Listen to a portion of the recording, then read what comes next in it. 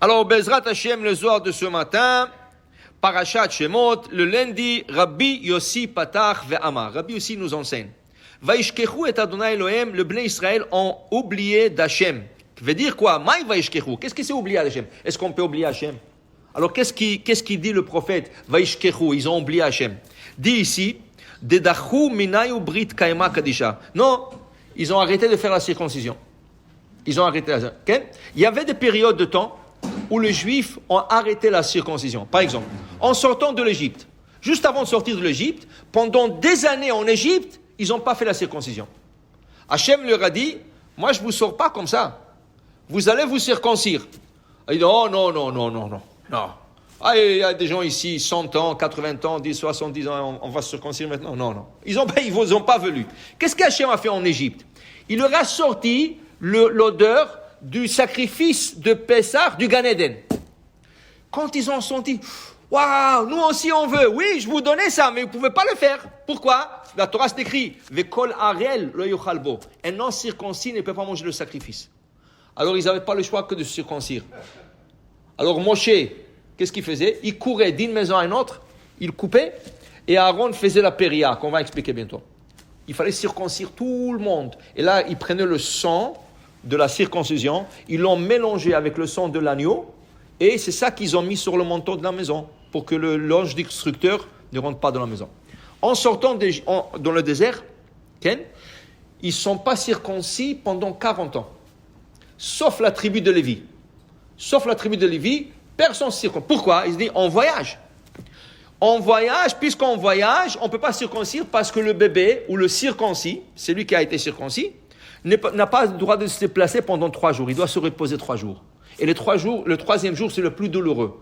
Alors ils ont dit, comme on voyage dans le désert, on ne peut pas circoncire. Pendant 40 ans, ils n'ont pas circoncis. Ils veulent rentrer en Israël. Hachem dit à Yeshua, stop. Tu veux rentrer ce peuple en Israël? Jamais de la vie. Ils ne sont pas circoncis, ils ne rentrent pas en Israël. Ils ne sont pas circoncis. Alors, qu'est-ce qu'il faut faire? Top. Yeshua, il est en train de circoncire, imaginez-vous, 1 million de Juifs et plus.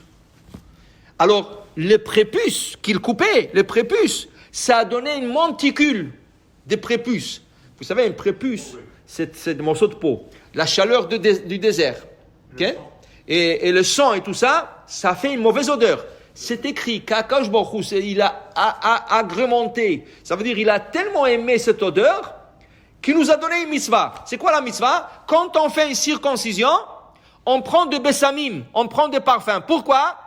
Pour se rappeler de Givat Ha'aralot, ces monticules de prépuce que Hachem a dit, waouh, j'ai attendu tellement avec hâte, ça 40 ans j'ai attendu qu'ils se circoncisent. Ils ne sont pas circoncis du tout. Après 600 ans, il y avait encore une période où ils ont pas fait la circoncision. Alors il dit ici, c'est ça qu'il parle le Zohar ce matin. Il parle de la période de Déborah. Déborah, c'est la seule juge dans l'histoire juive, femme. Une femme ne peut pas être témoin, une femme ne peut pas être juge. Pourquoi? Parce que la femme, c'est l'émotion. Et dans le jugement, tu ne peux pas avoir d'émotion. Tu dois être neutre. Même la Torah te dit, un juge, un homme, il voit un pauvre venir en jugement. Et il est contre un riche. Et le riche, qu'est-ce qu'il lui réclame? Il lui réclame $100. Le riche, il a $100 000. Qu'est-ce qu'il a besoin de $100 de ce pauvre? On dit au juge, non. Tu dois juger juste. Après le jugement, tu as pitié sur lui. Après le jugement, tu as pitié. Prends-lui de côté le pauvre, donne-lui $100 de ta poche. Ou parle au riche. Tu dis, écoute, je fais le nécessaire. Maintenant, il est pauvre. Rends-lui le $100 si tu veux. Okay? Mais ça, c'est après le jugement. D'abord, la justice. Tu comprends? Déborah était la première juge et la dernière juge d'Israël. Ça veut dire qu'il n'y avait jamais de femme. Et pourquoi il a eu ce mérite? Vous savez pourquoi elle a eu ce mérite? Elle faisait tresser des mèches pour le Beth Amikdash. Vous savez que les habits de Cohen, quand ils se tachent, on le lave pas. Qu'est-ce qu'ils font avec? Ils coupent. Et ils déchirent parce qu'on peut pas. Il y a des habits, tu sers un roi, tu vas pas avec des habits tachés ou déchirés. Alors ils coupent. Qu'est-ce qu'ils font avec? C'est des habits en laine, pure laine. Qu'est-ce qu'ils font avec? Les femmes faisaient des mèches. Ils tressaient des mèches. Déborah, toute la journée, du matin au soir, elle faisait des mèches. Mais elle faisait tellement bon le mèche, elles étaient épaisses, elles étaient bonnes. Quand la menorah éclairait, il envoyait la lumière. Akadosh Baruch Hu, il lui dit, tu as éclairé ma maison, je vais t'éclairer ta maison à toi. Il lui a rendu juge, Hachem. Il lui a rendu juge à elle. Maintenant, elle avait un problème. Quand les gens venaient juger chez elle, c'est des hommes. Les hommes ne peuvent pas être isolés avec une femme. Elle ne pouvait pas avoir un bureau. Alors, qu'est-ce qu'elle a fait, elle? Elle a pris un bureau dans le champ, sous un palmier. Et le palmier, on l'appelait Tomer Dévorah, le palmier de Dévorah. Le bureau de Dévorah, c'était un palmier. Et les gens, quand ils venaient, c'était dans un champ ouvert. Tout le monde pouvait voir qui vient, qui. Puis alors, il n'y avait pas de problème. Maintenant, alors, Dévorah, à son époque, les Juifs ne se sont pas circoncis. Dis le Zohar ici. Dedachou minayu brit kayama. Adatat Dévorah. Jusqu'à que Dévorah est venu. Venedivat le Behaï le Chol Israël. Qu'est-ce qui est arrivé? Il y avait un roi qui a attaqué Israël. Il a envoyé son général d'armée qui s'appelait Sisra. Sisra est venu avec 900 chars. Même Paro, il est venu avec 600. Mais celui-là, il est venu avec 900. Et Israël avait peur, il tremblait. Déborah, il a dit, ne vous ayez pas peur. On va aller le battre. Mais je ne peux pas sortir tant que vous n'êtes pas bien circoncis. Qu'est-ce que c'est bien? Il explique les Zohar.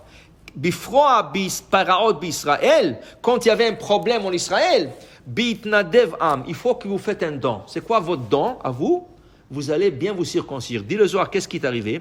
Ils se sont circoncis. Ils sont circoncis à cette époque, mais ils n'ont pas fait la péria. Qu'est-ce que c'est la péria? Quand tu coupes le prépuce, sur l'organe génital, il y a comme une membrane fine, on dirait que c'est de la salive. Cette membrane, il faut la prendre, il faut la renverser sur le morceau de peau qui reste. Pourquoi? Si tu la renverses pas, la peau que tu as coupée, elle va retourner à sa place avec les années. Avec les années, c'est une peau. Alors elle va pousser, elle va retourner, c'est comme si tu n'as rien fait. Alors quand tu coupes, tu vas assurer que la peau qui reste ne retourne pas couvrir l'organe génital. Qu'est-ce qu'on fait? La peau qu'il y a au-dessous, cet organe qu'on appelle, c'est une petite peau fine, on la renverse en arrière. On fait comme une kippa. Et là, ça assure que la peau ne reviendra plus à sa place. Ça s'appelle la péria.